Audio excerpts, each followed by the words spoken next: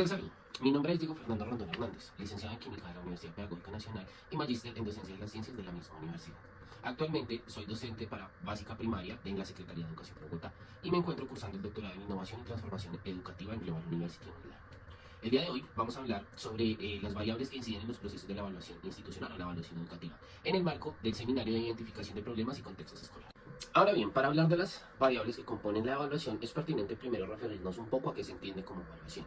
Y debemos entender la misma no como un proceso punitivo o sancionatorio o regulatorio en el cual únicamente se están identificando los defectos, sino que por el contrario debemos entender la evaluación desde un enfoque sistémico, donde se caracterizan y evalúan todas las componentes que intervienen en un proceso educativo y cómo las interacciones y relaciones entre estas componentes permiten identificar fortalezas, debilidades y oportunidades de mejora en los escenarios escolares. Hablaremos de la variable contextual. En este sentido es importante referir las necesidades, caracterizar el contexto, el territorio inmediato donde se encuentra el centro educativo. Esto con la finalidad de reconocer cómo distintas variables pueden afectar los procesos en términos de calidad. En ese sentido, las variables refieren a cómo esas condiciones externas pueden ser relacionadas con los objetivos o metas propuestas que tienen. Por ejemplo, hablar de la variable contextual dentro del entorno socioeconómico podría ser a través de toda la dinámica que vimos con la población migrante venezolana que se encuentra en nuestros territorios y por ende en nuestros centros educativos escolares. Esto es un elemento que no podemos desconocer y que debe entrar dentro de la evaluación que tienen los centros educativos.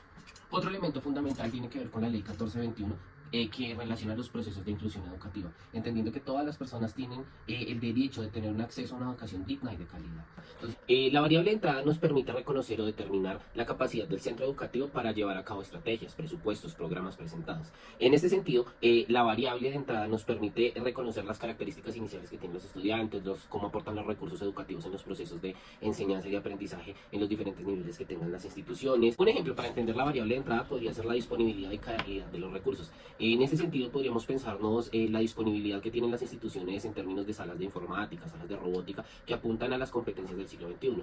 Escenarios de aulas especializadas, llámese laboratorios de ciencias, laboratorios de lectura, laboratorios de inglés, material deportivo, material artístico. Hablaremos de las variables de proceso, pues como su nombre lo indica, nos permite identificar características, relaciones, aspectos de mejora que se presentan durante los procesos de planificación.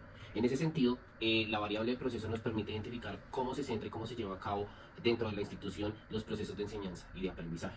En ese sentido, es importante reconocer que dentro de la variable de proceso podremos encontrar elementos como la metodología de enseñanza, las interacciones en el aula, actividades de aprendizaje, metodologías de planeación, planificación, desarrollo de programas. Por último, hablaremos de la variable de producto.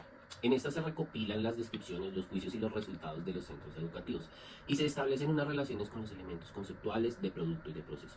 En ese sentido, se busca determinar el valor, las dificultades, las oportunidades de mejora, teniendo en cuenta la información proporcionada en las otras variables reconocidas.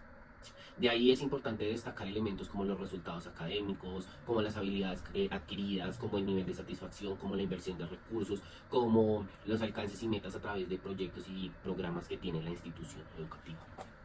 Para finalizar, es importante reconocer que la evaluación sistémica nos genera unos elementos, unas oportunidades interesantes de mejora dentro de los centros educativos, como una visión más integral acerca de cada uno de los elementos, de los estamentos que componen la institución.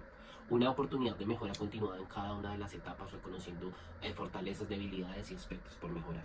Además de contener elementos como la equidad, que permite reconocer las particularidades y necesidades de los contextos y de las poblaciones en las cuales se desarrollan los procesos escolares. Y por último, esto nos genera una evidencia para la toma de decisiones, es decir, nos proporciona datos y análisis que pueden informar, relacionar, contrastar las políticas, los programas, los proyectos que se generan a nivel territorial, a nivel nacional, pero que también responden a las dinámicas globales.